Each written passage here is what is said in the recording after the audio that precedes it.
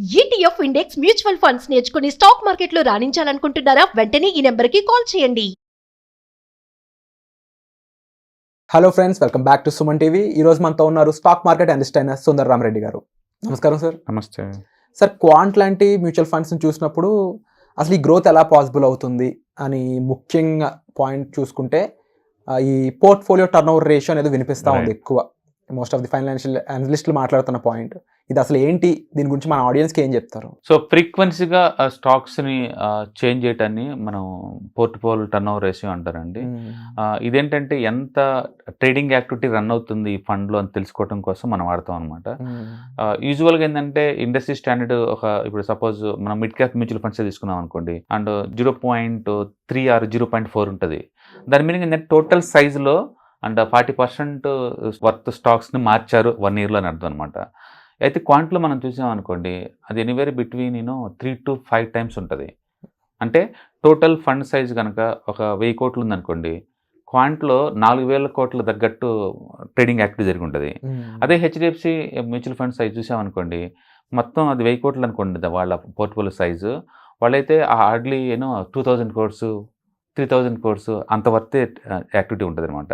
అంటే టోటల్ సైజులో 20% 30% turn over చేస్తున్నారు అనుకోండి, అంటే స్టాక్స్ని షిఫ్ట్ చేస్తున్నారు అనుకోండి, అప్పుడు మన పోర్ట్ఫోలియో టర్న్ ఓవర్ రేషియో అంటారు అనమాట. అంటే అంత చేంజ్ చేసినప్పుడు రిస్క్ అనేది కూడా ఎక్కువ ఉంటుంది అనుకోవచ్చు కదా, రివార్డ్ కూడా ఎక్కువ ఉంటుంది కదా.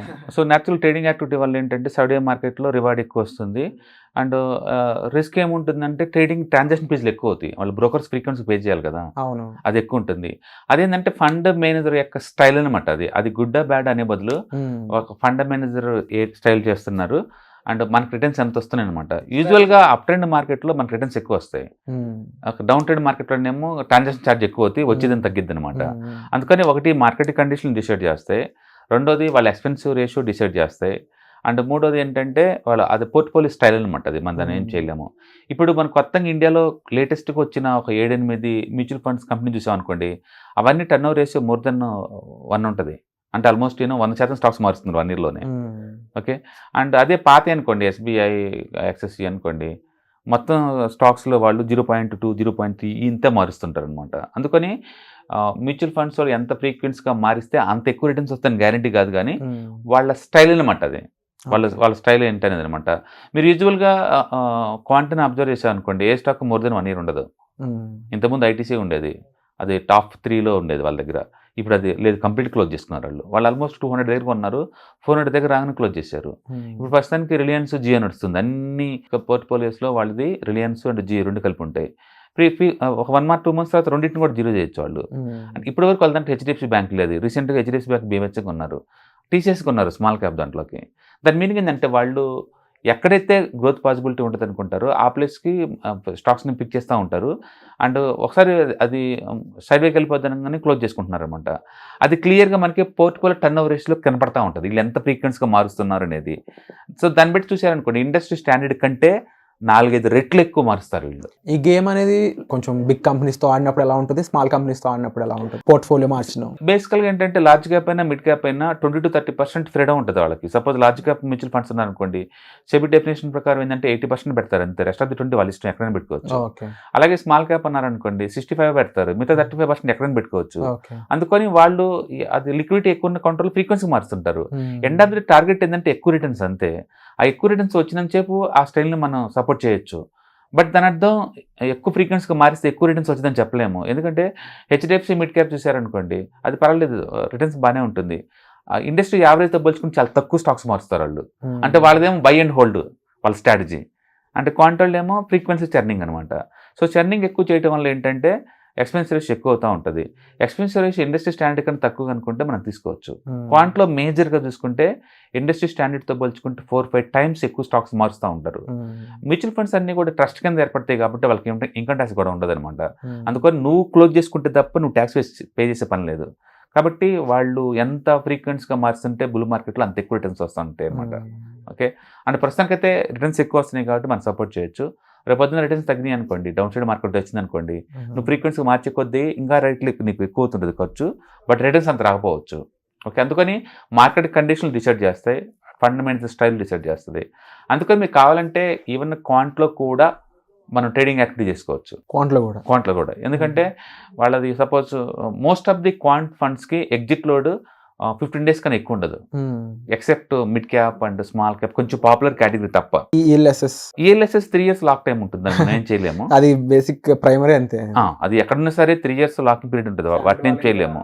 సాలరీ వాళ్ళు ఇంకా ట్యాక్స్ కోసం ఇంకా అలా చేయాల్సిందే. లార్జ్ అండ్ మిడ్ క్యాప్ మార్చచ్చు ఎవ్రీ 15 days ఒకసారి క్వాంట్ని. అండ్ మొమెంటమ్ ఫండ్ ఉంది వాళ్ళ దగ్గర, యాక్టివ్ ఫండ్ ఉంది, టెక్నాలజీ ఫండ్ ఉంది. ఆల్మోస్ట్ 20 funds ఉన్నాయి క్వాంట్లో. అందులో ఒక 15 funds వరకు నువ్వు కావాలంటే ఎవ్రీ 15 days ఒకసారి క్లోజ్ చేసుకొని మళ్ళీ ఆన్ చేసుకుంటూ ఉండొచ్చు. అందుకని దానికి ఎగ్జిట్ లోడ్స్ ఏమి ఉండవు. వాటికి ఎగ్జిట్ లోడ్ లేకుండా ఉందనుకోండి క్వాంట్ ఎంచక్క మనం గేమ్ ఆడొచ్చు. అందుకని మీరు మ్యూచువల్ ఫండ్లో ట్రేడింగ్ చేసుకోవచ్చు అంటే ట్రేడింగ్ చేసుకోవచ్చు. అంటే ఈ ఆప్షన్ క్రియేట్ చేయడానికి గల కారణం ఏంటంటే, క్రియేట్ అని ఏం లేదు, వాళ్ళు ఫ్రీక్వెన్సీగా చర్న్ చేస్తున్నారు కాబట్టి రిటర్న్స్ ఎక్కువ వస్తున్నాయి. బట్ ఇదొక్క సోలో రీజన్ తోటి రిటర్న్స్ వస్తే నువ్వు చెప్పలేవు. అంటే ఒక కామన్ పర్సన్ కి ఒక ఫండ్ మేనేజర్ కి చాలా డిఫరెన్స్ ఉంటుంది, మీకు తెలిసిందే. వాళ్ళు చేసిన విధంగా మనం చేయడం అనేది ఆ ఫార్ములా ఎంత వరకు హిట్ అవుద్ది అంటే, మనం చేస్తే ట్యాక్స్లు దోలు తీరిపోద్ది. మనకి 15% ట్యాక్స్ పడుతుంది అండ్ మనకి అంత ఇన్సైడ్ ఇన్ఫర్మేషన్ ఆ టెక్నాలజీ అంత మనీ ఏం రాదు. వాళ్ళు అలా కాదు, చాలా పెద్ద మనీతో కూర్చుంటారు కాబట్టి వాళ్ళకి ట్రేడింగ్ చార్జెస్ ఎక్కువ వస్తాయి. పైగా వాళ్ళ దగ్గర ట్యాక్స్ లేవు కాబట్టి వాళ్ళు డైరెక్ట్గా ముందుకు వెళ్ళిపోతారు. అలాగని చెప్పేసి ఆ స్టైల్ కి ఎక్కువ రిటర్న్స్ గ్యారంటీ ఇవ్వలేవు నువ్వు. ప్రస్తుతానికి అయితే మార్కెట్ కండిషన్ దాన్ని సపోర్ట్ చేస్తున్నాయి. సో వాళ్ళ స్టాక్స్ ని ఫ్రీక్వెన్సీగా మార్చుకుంటూ పోతున్నారు. వాళ్ళు కొత్తగా వచ్చే మ్యూచువల్ ఫండ్స్ కూడా ఇన్స్పైర్ చేస్తున్నారు, వాళ్ళు కూడా మారుస్తున్నారు ఇండస్ట్రీ స్టాండర్డ్.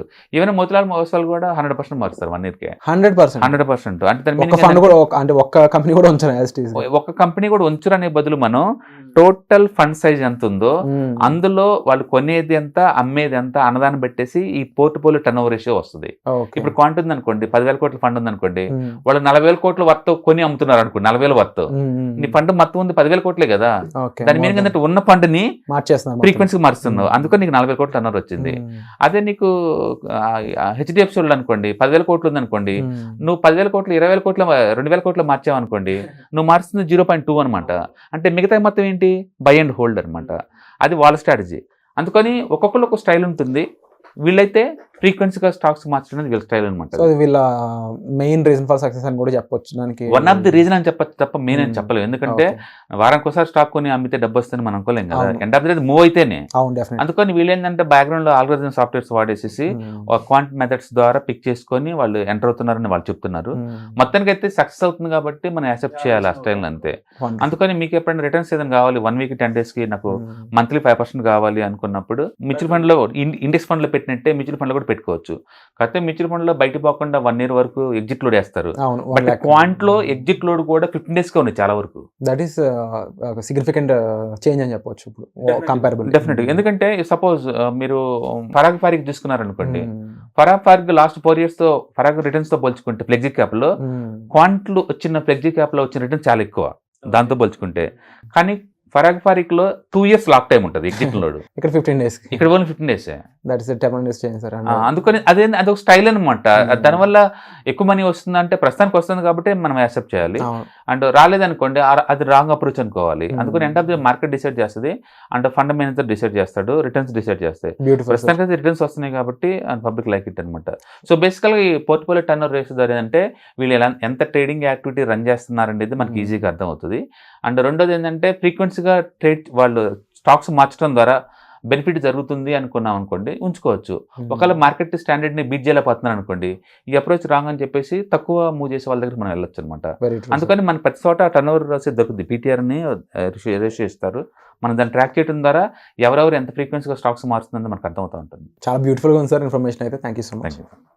సుమన్ టీవీలో మీ పర్సనల్ అండ్ బిజినెస్ ప్రమోషన్స్ కోసం కింది నెంబర్కి కాంటాక్ట్ చేయండి.